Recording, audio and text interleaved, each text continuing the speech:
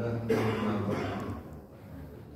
Qala Allahu ta'ala fil Qur'anil 'azim. A'udzu billahi minasy syaithanir rajim. Wa laqad ba'atsna fi kulli ummatin rasulan an i'budullaha wajtanibut taghut. Faminhum man hadallahu wa minhum man haqqat alaihi dhalalah. Fasiru fil ardi fanduru kaifa kana akibatul mukadzibin. Quran surah An-Nahl ayat 36. Segala puji kepunyaan Allah, kita semua memuji kepadanya, memohon pertolongan dan memohon ampunan kepadanya, dan kita semua berlindung kepada Allah dari keburukan jiwa-jiwa kita dan dari kejelekan amal-amal kita. Siapa yang dikehendaki mendapat hidayah oleh Allah, maka tidak ada yang bisa menyesatkannya, dan siapa yang disesatkan oleh Allah, maka tidak ada yang bisa menunjukinya. Hadirin ikhwatul iman, Bapak Ibu jamaah Masjid Nurul Iman rahimakumullah. Mudah-mudahan Allah merahmati kita semua. Amin. Alhamdulillah, pada subuh hari ini Allah Subhanahu wa taala masih memberikan anugerah yang terhitung besar kepada kita semua. Setelah barusan kita selesai melaksanakan sholat subuh secara berjamaah, dilanjutkan dengan tolab ilmu. Mudah-mudahan semua ketaatan kita ini dicatat dan diterima oleh Allah sebagai amal soleh. Amin. Untuk materi taklim di subuh hari ini masih melanjutkan tentang tarikh. Siapa yang tidak belajar sejarah, maka sejarah yang akan mengajarinya. Masih bab siapa yang tidak belajar dari sejarah, maka sejarah yang akan mengajarinya. Nah, untuk lebih khususnya, yaitu sejarah kaum Madian dan kaum Aikah, di mana di dalam Al-Quran di surah Al-A'raf ayat 85 dan 86 bahwa untuk negeri Madian dan negeri Aikah Allah mengutus seorang nabi yang dinamai atau yang terkenal dengan Nabi Syu'aib. Nabi Syu'aib dari surah An-Nahl yang ayat ke-16 tadi saya bacakan di muqaddimah. Wa laqad ba'atsna fi kulli ummatin rasulan, dan sungguh kami telah utus untuk tiap-tiap umat seorang rasul. Semua rasul yang diutus oleh Allah untuk setiap umat mengemban tugas yang sama, ani'budullah wajtanibut taghut, mengajak umat supaya ibadah hanya kepada Allah saja dan melarang umat ibadah kepada selain Allah. Sambutan umat, sikap umat terhadap dakwah para rasul terbagi dua. Faminhum man hadallah, di antara umat ada yang mendapat hidayah dari Allah. Menyikapi dakwah seruan para utusan Allah, sikap umat terbagi dua. Sekelompok umat mendapat hidayah dari Allah, mengimani, membenarkan, menjadi pengikut dan pembela utusan Allah tersebut. Dan kelompok kedua, wa minhum man haqqat alaihi dhalalah. Di antara umat ada yang tetap dalam kesesatan, mengingkari, membohongkan utusan Allah, memusuhi bahkan membunuh utusan Allah. Sunnatullah berjalan seperti itu. Tiap Allah mengutus seorang utusan untuk satu umat, maka pasti sikap umat terbagi kepada dua. Sekelompok umat mendapat hidayah dan sekelompok umat tetap dalam kesesatan. Dan yang mendapat hidayah selalu jumlahnya lebih sedikit dibanding dengan yang tetap dalam kesesatan. Jadi yang mendapat hidayah, yang mengimani, yang membenarkan, yang menjadi pengikut pembela, itu selalu jumlahnya lebih sedikit dibanding dengan yang menentang, yang mengingkari, memusuhi. Itu sunnatullah berjalan seperti itu. Maka di antara rasul-rasul yang diutus oleh Allah tersebut, tidak sedikit yang sama sekali tidak ada pengikut atau pengikutnya hanya 1-2 orang. Sementara yang tetap dalam kesesatan, yang menentang, itu mayoritas. Bahkan saya sering sampaikan di surah Yasin contohnya, itu Allah mengutus 3 orang rasul untuk satu umat. Untuk satu umat, 1 rasul. Ini mah 3 rasul, seperti dikisahkan di surah Yasin. Untuk satu umat, yaitu negeri Antokia yang berada antara Rumiyah dan Iskandaria, Allah mengutus 3 orang rasul, Samun, Yuhanan, Bulis. 3 orang rasul ini tidak ada daftarnya di 25 nabi dan rasul. Samun, Yuhanan, Bulis bukan daya dina daftar 25 nabi dan rasul. Karena jumlah nabi dan rasul kan bukan hanya 25 saja. Yang 25 mah itu mah yang dikisahkan dalam Al-Quran. Jadi nabi dan rasul yang berjumlah 25 itu bukan hanya 25, itu mah yang jejaknya direkam oleh Al-Quran. Sementara yang tidak direkam, yang tidak dikisahkan, jumlahnya lebih banyak. Tidak ada yang tahu persis berapa jumlah nabi dan rasul, tapi ada satu hadis yang dijadikan sumber, riwayat Imam At-Tirmidzi, riwayat Ibnu Majah. Ketika Rasulullah ditanya berapa jumlah nabi, beliau menjawab 124.000. Berapa jumlah rasul? 313. Jadi 124.000 jumlah nabi dan 313 jumlah rasul.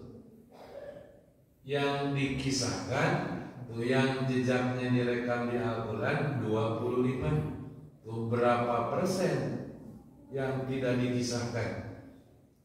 123.975. Dari 124.000 yang dikisahkan 25, berarti yang tidak dikisahkan 123.900.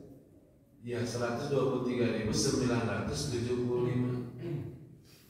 Nah, Al-Quran mengistilahkannya rusulan qad qasasnahum alaika min qabl wa rusulan lam naqsushum alaik. Beberapa rasul kami kisahkan kepadamu Muhammad tentang mereka, dan beberapa rasul tidak kami kisahkan kepadamu tentang mereka. Nah, yang beberapa rasul kami kisahkan itu cuma 25. Makanya Samun Yuhana Bulis tidak ada di yang 25.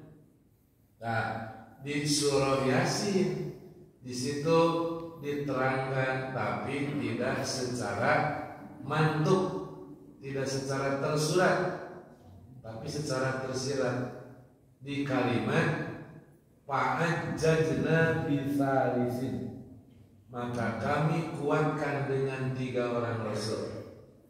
Nah, tidak disebutkan di surah Yasin siapa 3 orang rasul tersebut.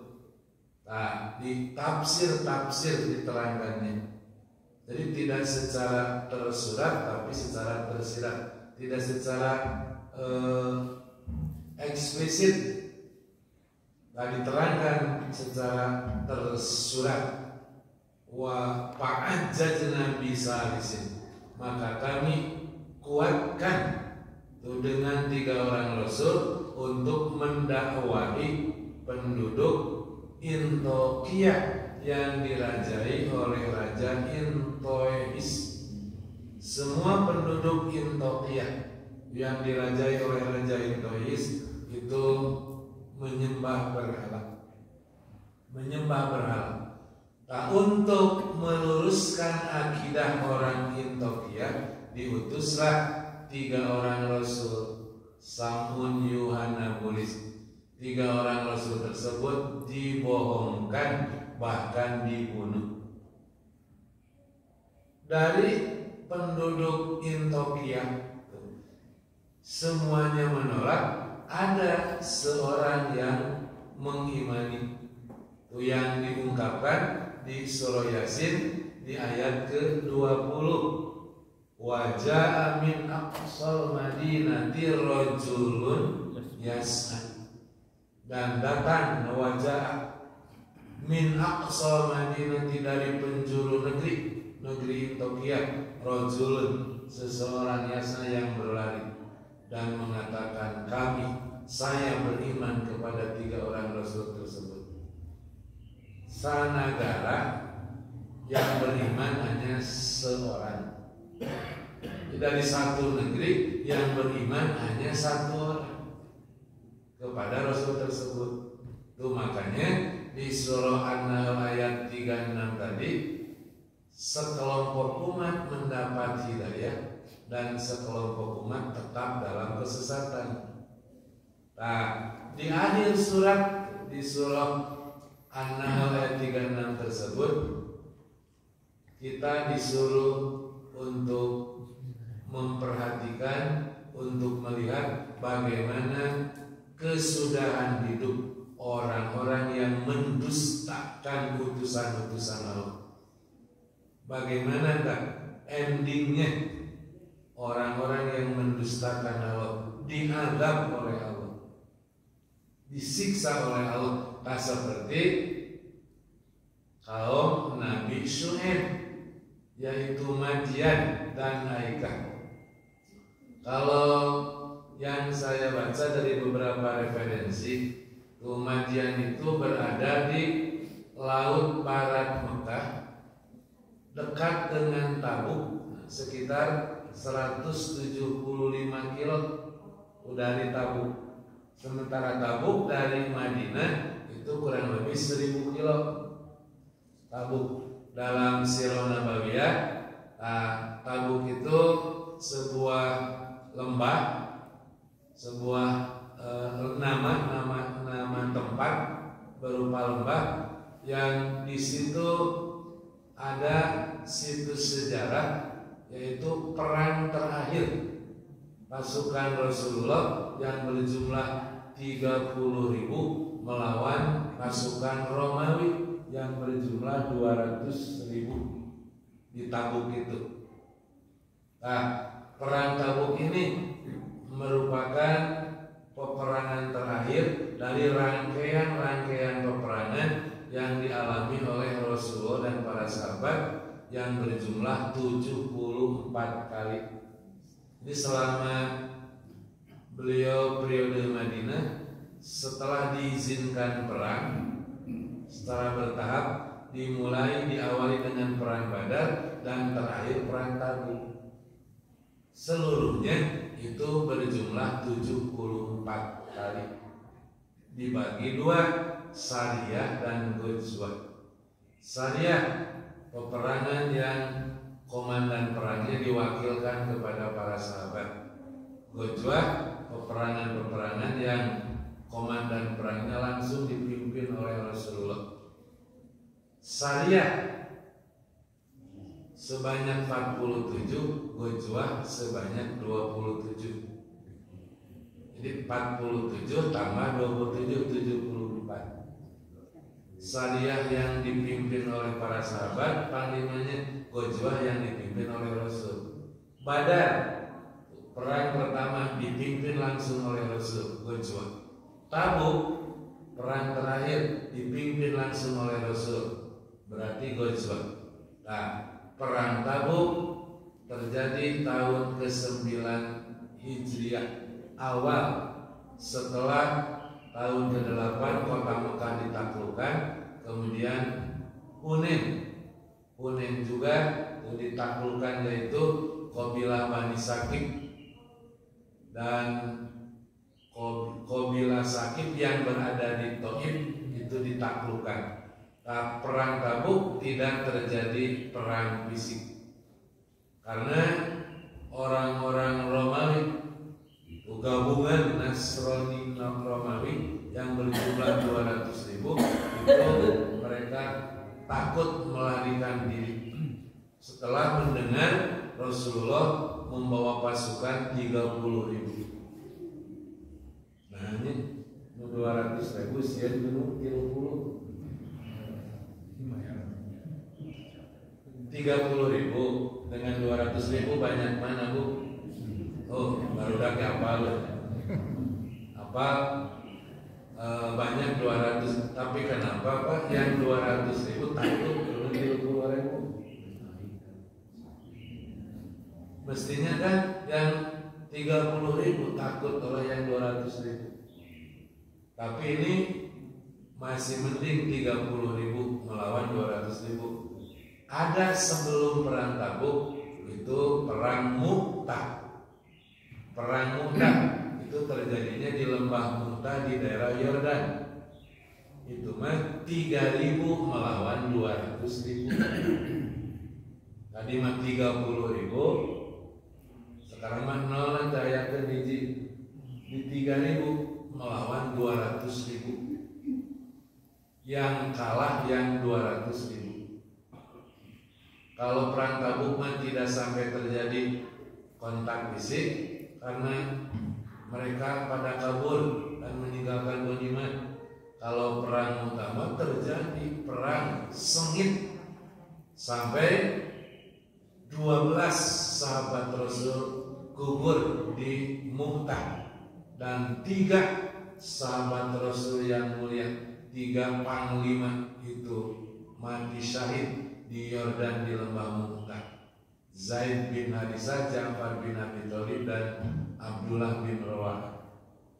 3 sahabat Rasul yang mulia itu gugur dan dikuburkan di Yordan. Makanya kalau Bapak Ibu umroh plus Aqsa pasti bakal dibawa dulu oleh tour leader untuk ziarah ke kuburan Ja'far bin Abi Thalib, kuburan Zaid bin Harisah dan kuburan Abdullah bin Rawah. Itu di daerah Yordan di lembah Mu'tah.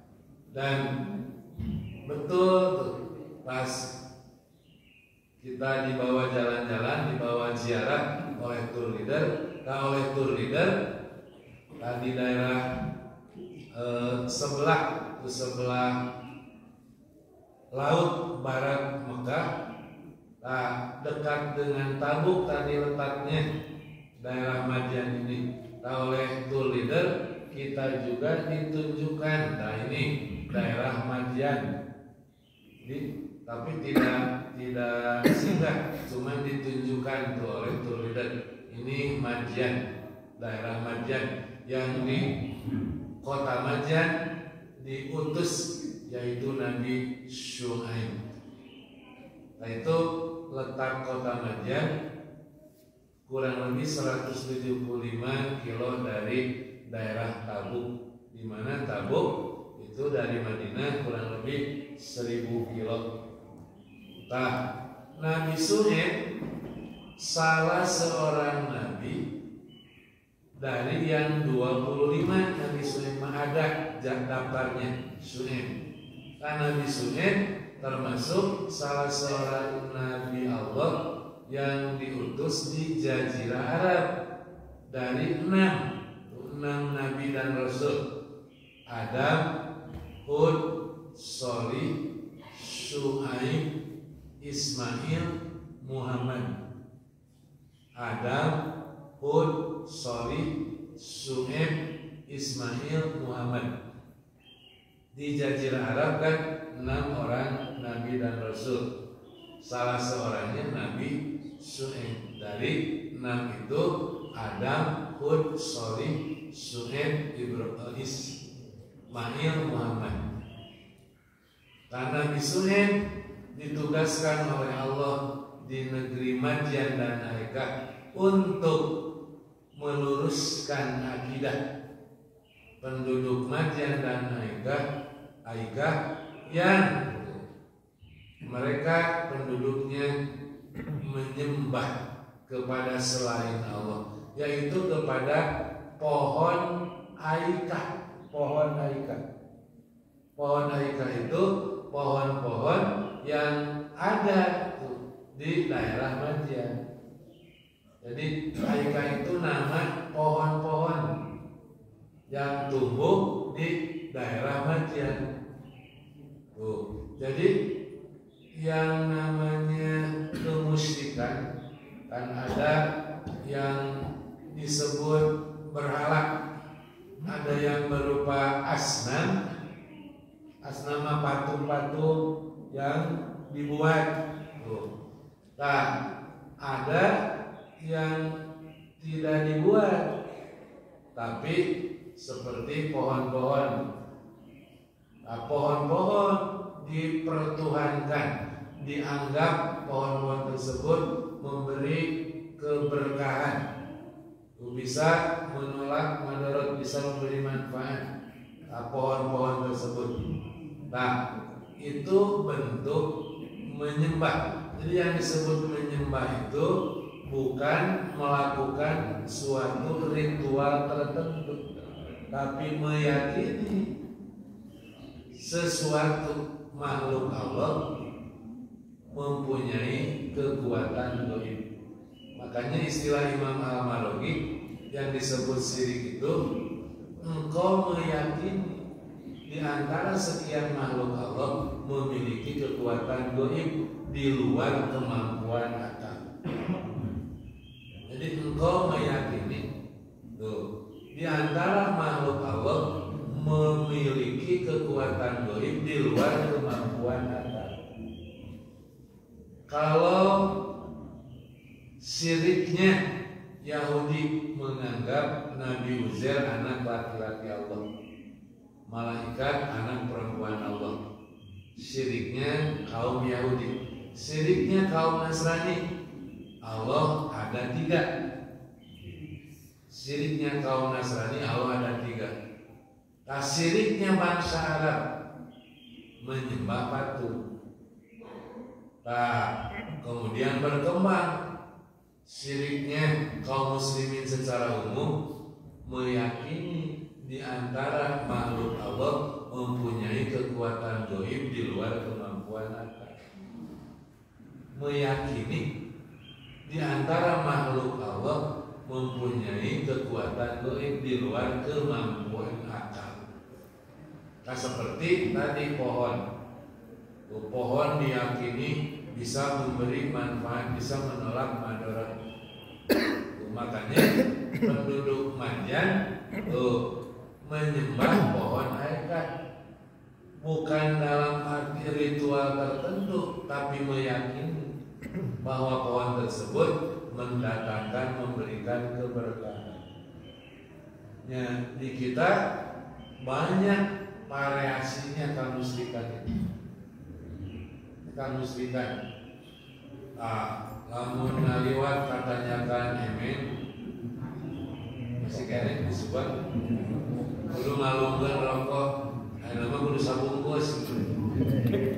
Teu kudu samsuk, lantaran aya nu mulung. Lamun ngalungkeun salamet, cenah teh ngalungkeun cilaka. Jadi silakan nanti selamat nanti bukan ku Allah, tapi ku lantaran ngalungkeun rokok.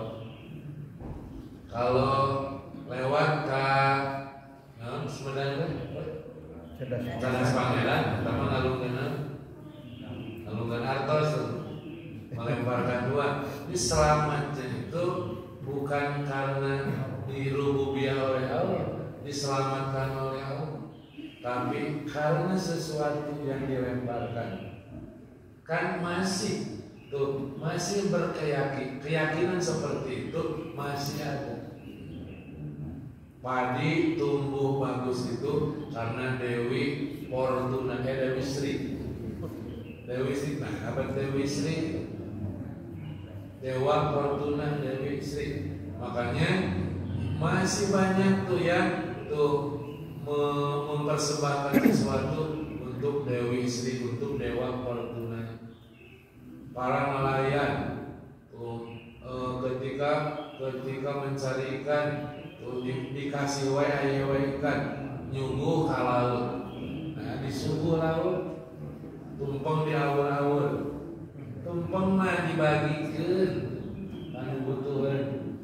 Bahkan meyakini tuh di antara makhluk Allah memiliki kekuatan gaib di luar kemampuan akal. Apalagi batu ali itu. Batu ali dibuat oleh manusia. Sudah dibuat diyakini bisa memberi manfaat, bisa menolak madarat. Banyak batu ali bisa memberi manfaat, menolak madarat. Di luar kemampuan keharti ku akal. Kayak patung-patung bisa memberi manfaat, menolak madarat. Padahal tiguling itu bisa udah. Patung tiguling panjat teu bisa udah, boro-boro ngari manfaat. Jadi Tuhan teh diciptakeun bukan menyiptakeun. Jadi bukan Tuhan teh riweuh kudu diurus. Tuhan teh mun labuh kudu diudangkeun, bisa udah. Atuh boro-boro ngari manfaat, boro-boro ngari menolak madarat. Panti guling we kudu diudangkeun. Nah, jadi di luar kemampuan akal, tidak dimengerti oleh akal, tapi diyakini. Nah, itu diantara kemusyrikan penduduk Madyan, negeri Madyan dan Aikah. Maka Allah mengutus Nabi Syuaib untuk meluruskan akidah mereka. Satu penyimpanannya adalah musyrik. Yang kedua, penyimpanan penduduk Madyan dan Aikah itu curang dalam timbangan. Curang dalam timbangan. Kalau menimbang yang disuruh al-mutaffifin, wailul lil mutaffifin, kecelakaan besar bagi yang curang dalam takaran. Alladzina idza talu 'alan nasi yastawfun. Kalau mereka membeli itu harus lebih kiloannya, tapi kalau mereka menjual kurang.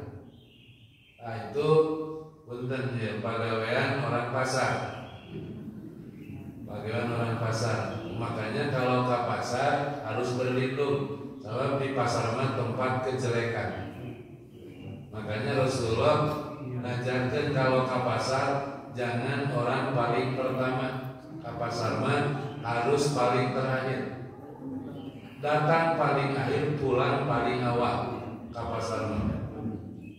Beda dengan ke masjid mah datang paling awal, pulang paling akhir. Adi urang mah dibalik. Ke pasar datang awal, pulang akhir. Dari ke masjid datang akhir, pulang awal. Pasar itu tempat dosa. Nah, sebetulnya mah bukan pasarnya, tapi orang-orang yang ada di pasar. Pangabohong di pasar banyak. Nah, ini realita yang ada sekarang. Sampai sekarang curang dalam timbangan, dicaringin sama buah-buahan. Kalau beli seperti tuh, itu tidak mau ditimbang lagi oleh kita kulit mana. Timbang di rumah kurang 5 kilo, kurang. Di sana 1 kilo 5 kilo, kurang. Itu keluhan tukang buah-buahan. Hasil beli ngadu jamaah buah-buahan. Tukang balanya ke caringin. Nah, gitu. Di pasar Kosambi itu tukang daging, tukang lauk. Kalau ngilo harus oleh sendiri. Dan kalau ikan itu langsung dari air, kancing air ke kilo. Tidak mau ikan dari kadarat kendala atau disiu. Harus dengan airnya. Nah, orang Aikah, orang Madian curang dalam timbangan, dalam takaran. Nah, yang ketiga itu penduduk Madian dan Aikah itu penyimpangannya suka ngarampok, suka marah. Kalau ada orang yang lewat ke tengah-tengah mereka itu dipalak. Jadi terus ayat itu namun marah. Makanya saya sering menyampaikan tidak ada keburukan yang baru, tidak ada kebaikan yang baru. So, malah terus ayat orang-orang Madian, orang-orang Aikah. Kalau ada orang luar yang lewat ke daerah Madian, ke daerah Aikah, itu dipalak, diambil hartanya. Kalau tidak dibunuh, kalau tidak mau dibunuh.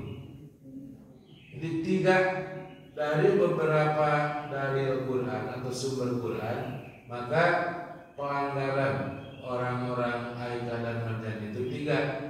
1 tadi musyrik kepada Allah. 2 mereka curang dalam takaran, dalam timbangan. Yang ketiga mereka itu suka mendolim, suka memeras, merampas harta orang dengan paksa. Nah, untuk mendakwahi penduduk Madian dan Aikah diutuslah Nabi Shu'aib, seperti diterangkan di surah Al-A'raf ayat 586, wa ila Madyana akhahum Syu'aiban, dan kepada penduduk Madian Allah mengutus seorang nabi yang bernama Syu'aib. Masih akhahum, saudara mereka.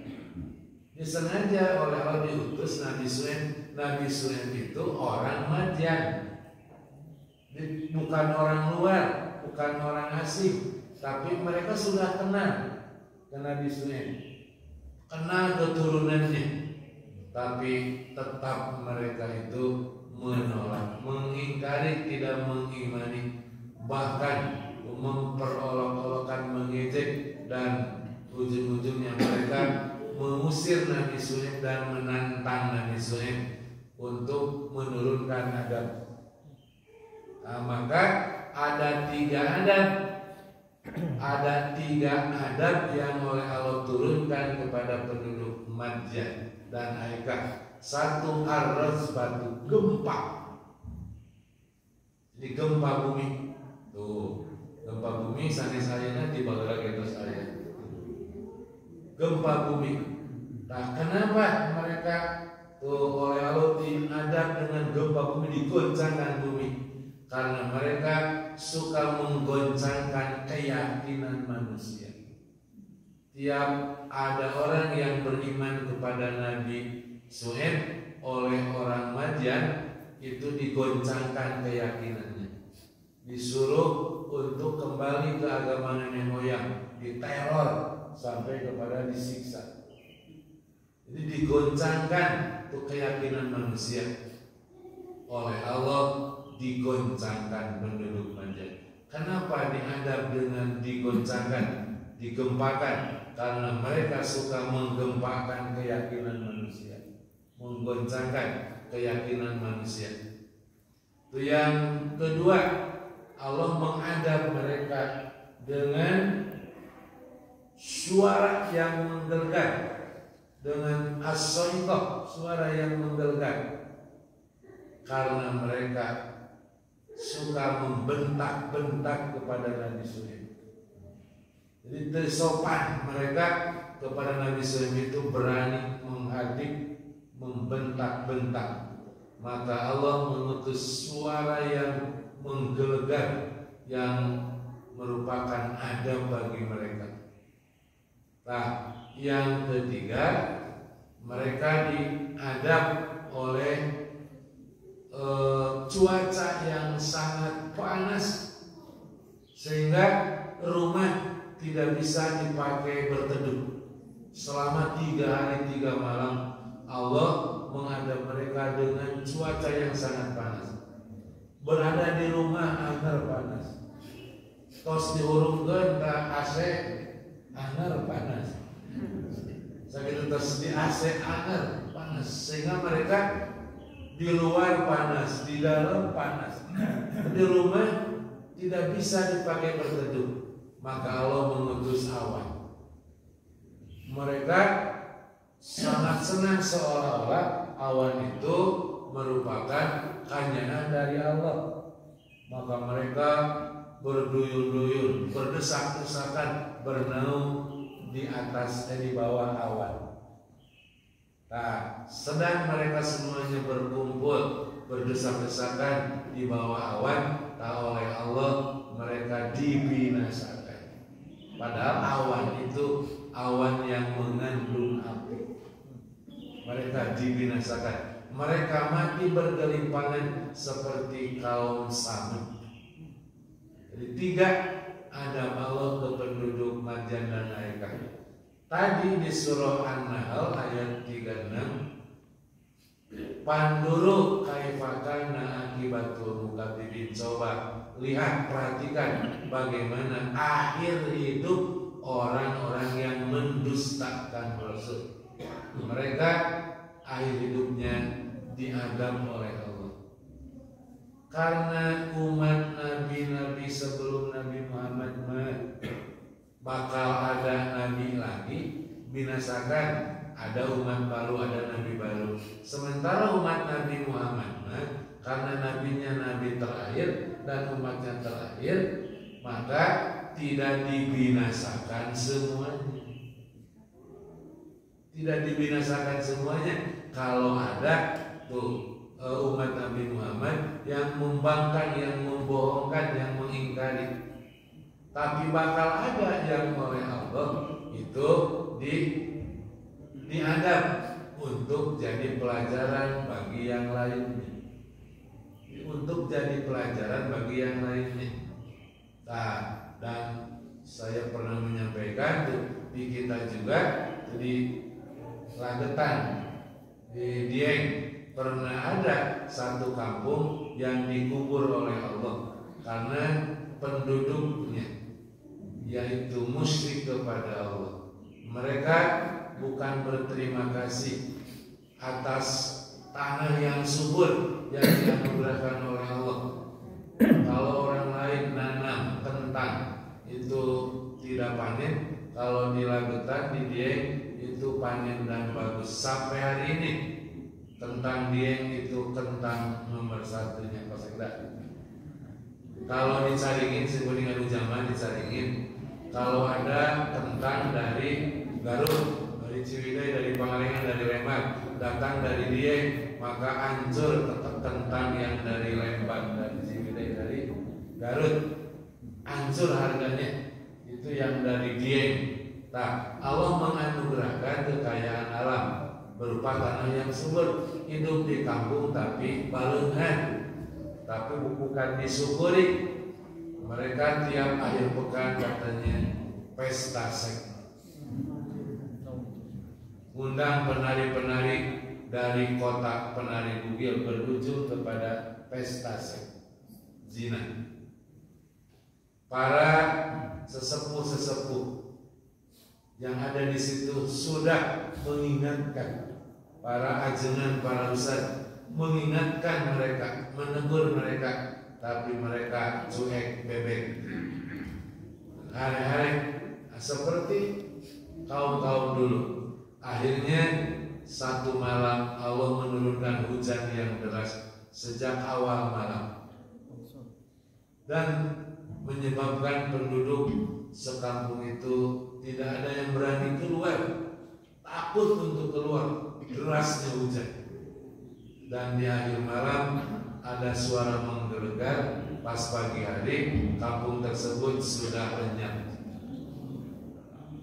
Tuh, makanya di Lagetampan ada itu tugu, di tugu itu di bawahnya itu ada kampung. Katanya sekitar 450 orang yang terkubur. Jadi sudah ada yang dekat, sudah. Jadi bagi Allah mudah. Nah, oleh sebab itu materi yang umum judulnya siapa yang tidak belajar dari sejarah maka sejarah akan mengajarinya. Madian Aika juga ahli ekonomi tapi itu jujur. Lantaran tidak jujur maka hancur. Nah, jujur pangkal kemajuan dan bohong pangkal kehancuran.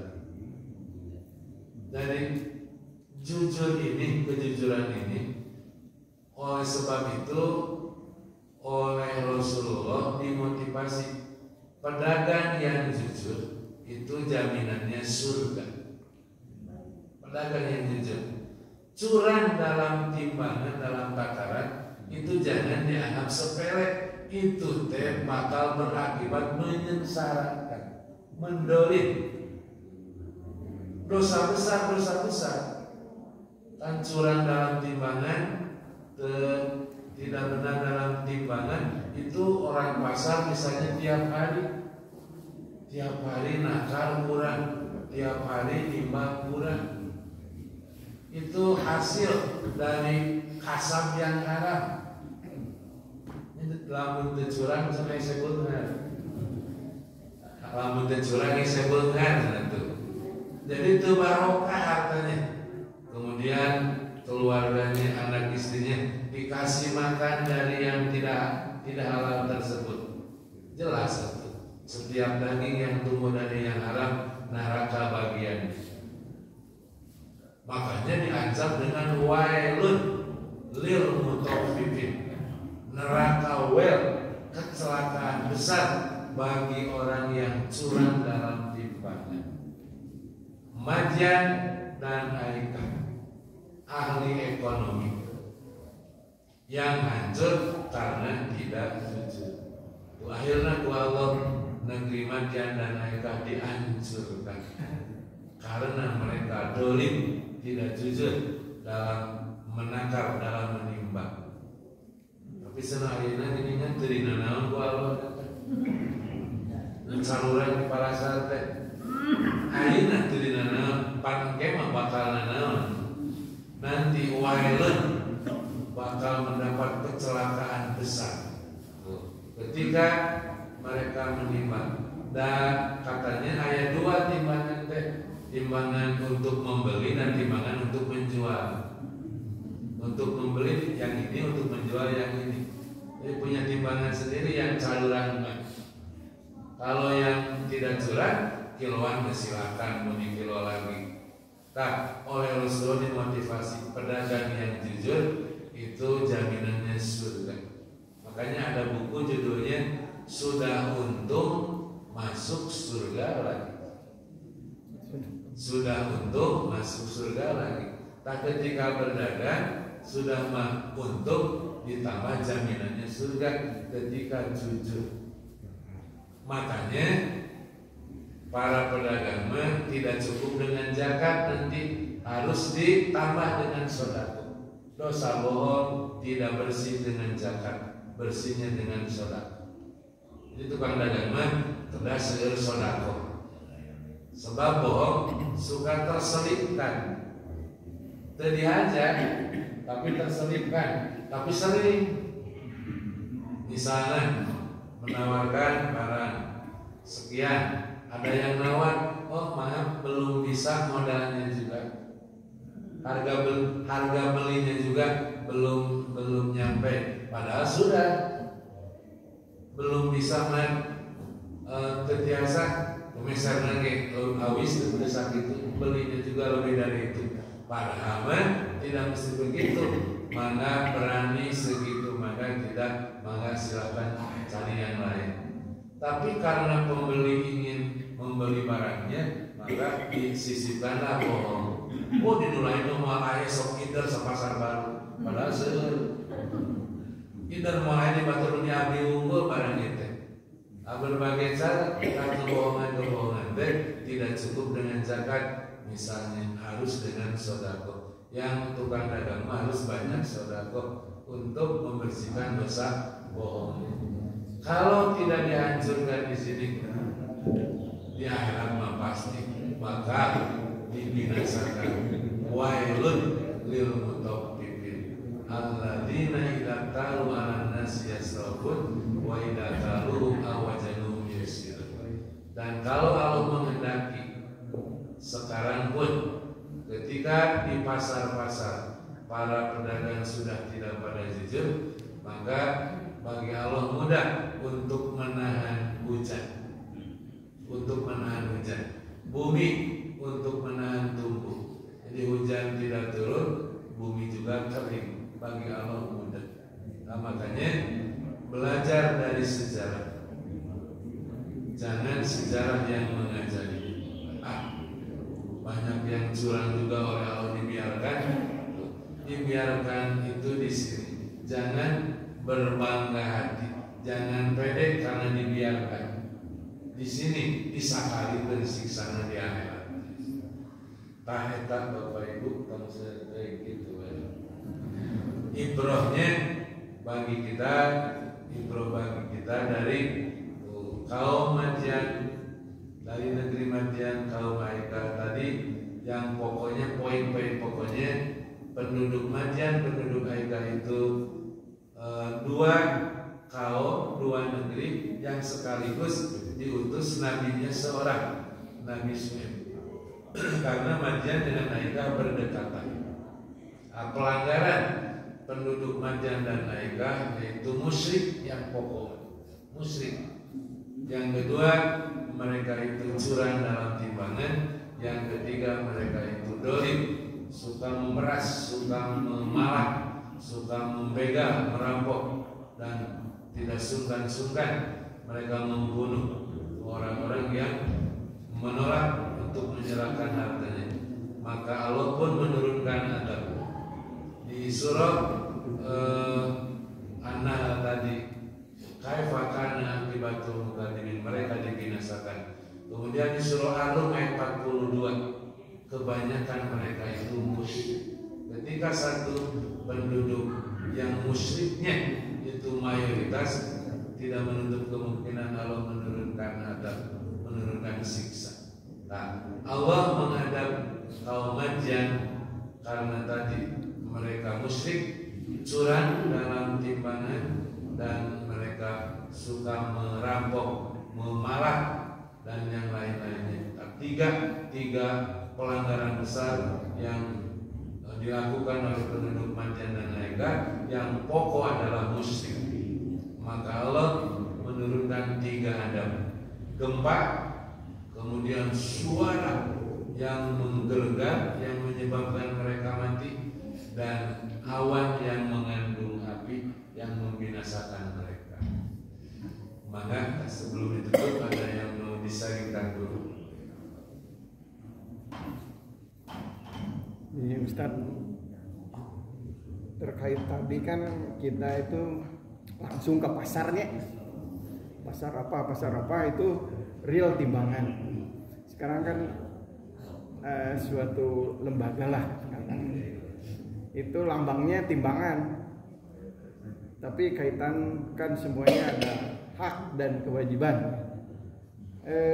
Kondisinya kan boleh dikatakan mungkin lebih jahat daripada tukang dagang. Itu bagaimana? Terus kita belajar sejarah tadi, jangan kita belajar dari sejarah atau bagaimana ya. Dengan kondisi demikian, ya banyaklah ya, khususnya dalam kehidupan kita harusnya kan belajar sejarah. Sebut aja kalau secara nyatanya dulu kan pernah memutuskan hubungan dengan suatu negara. Malah ada suatu partai itu belajarnya ke sana gitu. Itu seolah-olah didiamkan saja gitu. Malah sekarang ungkit lagi yang terkait dengan HAM dan sebagainya.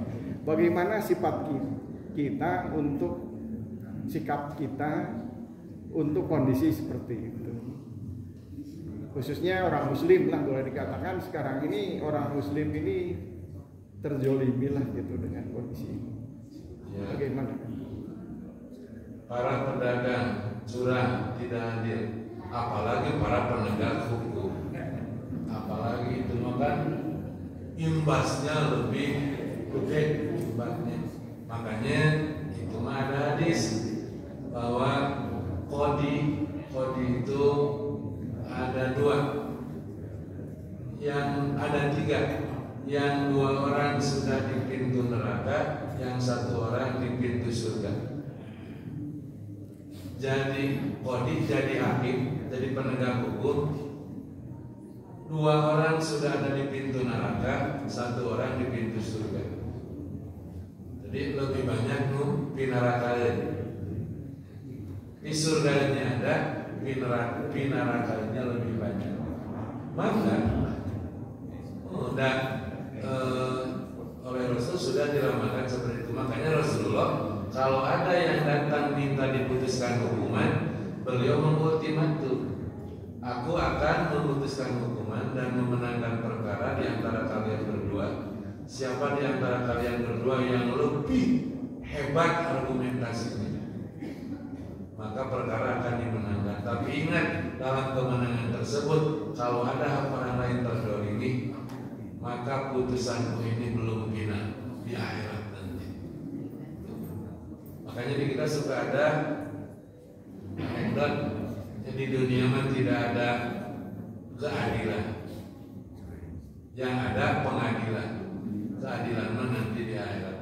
Ya makanya kita berharap kepada pemimpin-pemimpin dari partai-partai yang oleh kita dipilih, tadinya berharap kan mereka yang menjadi wakil kita untuk menyuarakan keadilannya. Kita orang bawah sebagai rakyat bisa ngadong.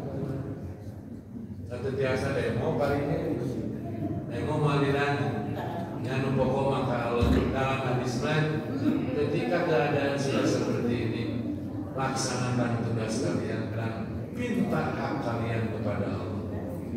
Dan orang maka doa Allah ke Allah, minta hak kalian. Lakukan tugas-tugas kalian, kewajiban-kewajiban kalian, dan hak kalian minta kepada Allah. Yang berdoa ke Allah. Doa senjata orang beriman. Ad-du'a'u silahul mu'minin. Hati-hati, doa itu bisa merubah keadaan sampai 180 derajat. Jangan menyepelekan doa. Doa juga merupakan senjata orang-orang beriman. Dengan doa itu bisa berubah keadaan sampai 180 derajat. Gitu tampaknya ada orang rakyat. Ya pejabat di dia tampaknya. Pang etaten, pang nahimun karden, pang nahimun karden. Nah gitu. Jadi sebetulnya di semua aspek kehidupan ini mah kebetulan bab dagang bab hukumnya tentu lebih besar lagi, lebih berat lagi tentunya. Hadirin ikhwati iman, jamaah Masjidul Iman rahimahullah, untuk talim subuh hari ini, pagi hari ini dicukupkan sekian dulu. Mudah-mudahan jadi sedikit tambahan ilmu tentang kisah kaum Madian dan Haikal yang dikisahkan di Al-Quran di beberapa ayat, di Al-A'raf, kemudian di surah Hud dan di surah-surah lain, dan difikirkan tadi bahwa Madian dan Haikal ahli ekonomi yang hancur karena tidak jujur. Jadi yang tidak jujur tunggu kehancuran, karena jujur yang bakal makmur. Tapi kalau di dunia itu hancur-hancur, di akhirat pasti hancur. Nah, itu yang pokok. Sementara tadi untuk subuh hari ini dicukupkan sekian dulu. Aku lupa ada wa astagfirullah wa lakum. Rabbana atina fid dunya hasanah wa fil akhirati hasanah wa qina adzabannar. Wassalamualaikum warahmatullahi wabarakatuh.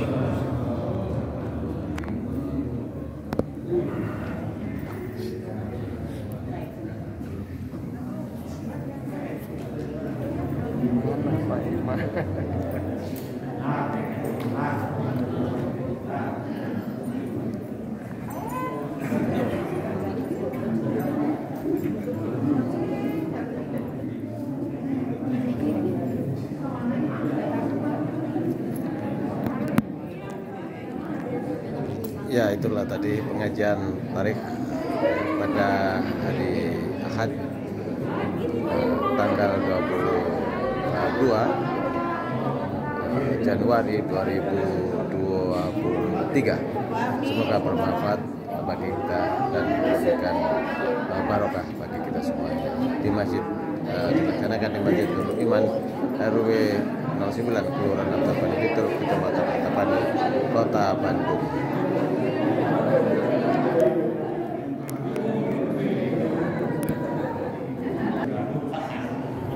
Pengajian tarikh kali ini diberikan oleh Bapak Ustadz Alfan. Demikian yang bisa kami sampaikan. Assalamualaikum warahmatullahi wabarakatuh.